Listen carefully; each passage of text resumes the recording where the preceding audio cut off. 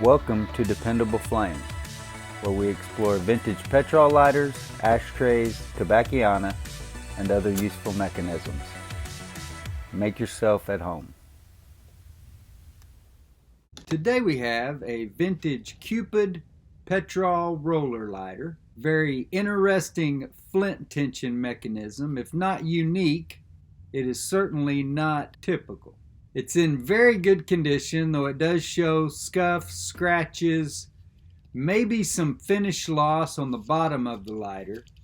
There was a good deal of dust up around the top, around the wick, the whole chimney area that I thought may be carbon. In hindsight now, I think that was just dust buildup over time because the lighter really doesn't appear to show any sign that it has actually been struck. The file wheel does not have any old degraded flint or even debris of where a flint has been sparked built up in between the striations of the wheel. This flint spring is very unique. I have not seen another one exactly like this, with the spring enclosed in the little encapsulated, well, I'm not sure what you would call it. It's still the spring, but it's also the screw. So I'm not sure exactly how you would categorize that. There you see the advertising LAPPERT LICORES, BEEFEATER GIN-STEWART'S whiskey. I believe this is a plated brass lighter. The finish is very shiny. There are a couple of dents along the back side and also some small dings or dents along the front, about the middle of the lighter. The wick is clean and looks like it is probably original. There was some debris or some kind of buildup that I at first thought was carbon, but I think it may just be the tarnishing of the metal. But I'm not certain about it because that metal there kind of has a silverish tone to it, and I'm not sure why a brass lighter would have that tone. Once again, I probably ought to go ahead and give the caveat. I'm not a metals expert. There's marked Cupid with the patent number and a bunch of other jibber jabber. Fuel screw is pretty basic, but comes out without much of a problem. I did fumble around with it here a little bit, but finally got a hold of it with my fingers and enough to get it out of there.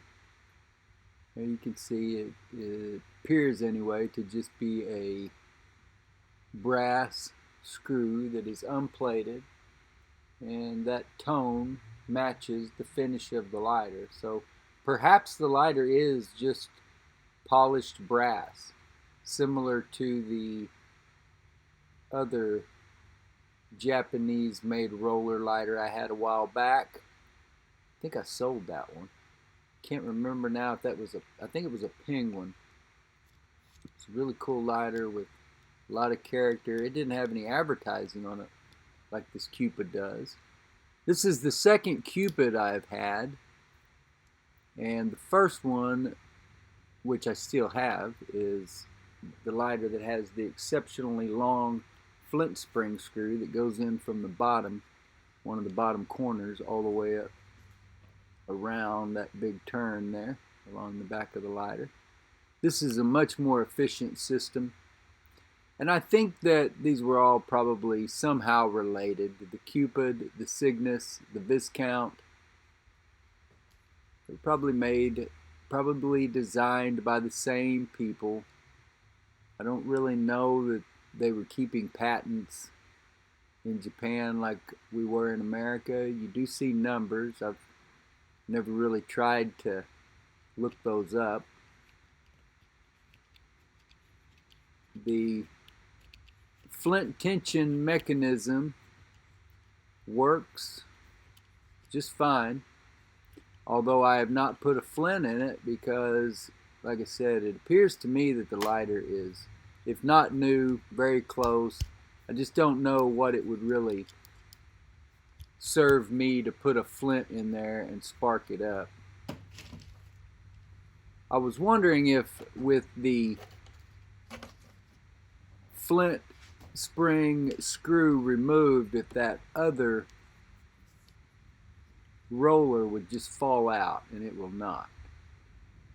So that's what I was doing there.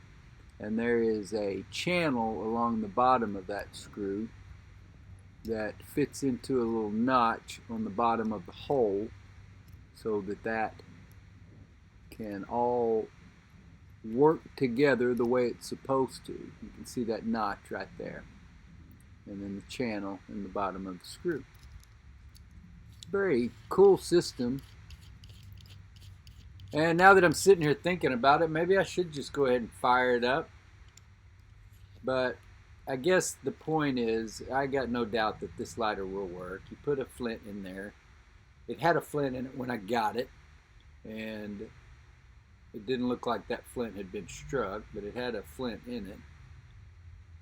But if I put a new flint in it, it will tighten down. So that's probably the best course of action for such a nice lighter that will come with its original box also. If you ever want to see that kind of information, I don't usually show the paperwork, the ephemera, the boxes in the videos, but that stuff does get documented, photographed, and included in the listings when it comes with the lighter, when you purchase it in those eBay,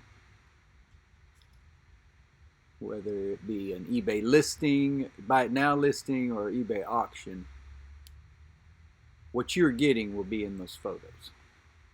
Sometimes I throw something in extra, but as far as what you can expect, what you're getting for the money you pay, that is what you will see in the photos. It's a really nice lighter, and I kind of wish it didn't have that advertising on it. I think somebody will be interested in that, and maybe even I sell these as a pair. I would really like to fuel this up and put it in my pocket, but if I damage the paint on that advertising, I will be kicking myself in the butt.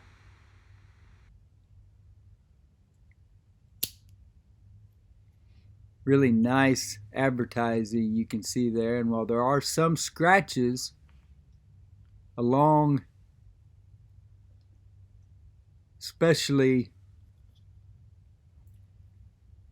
going up from the W in whiskey, there appears to be a long scratch, but the paint all appears to be there. There may be some wear in it, but the paint is in much better condition on this one than it was on the two table lighters.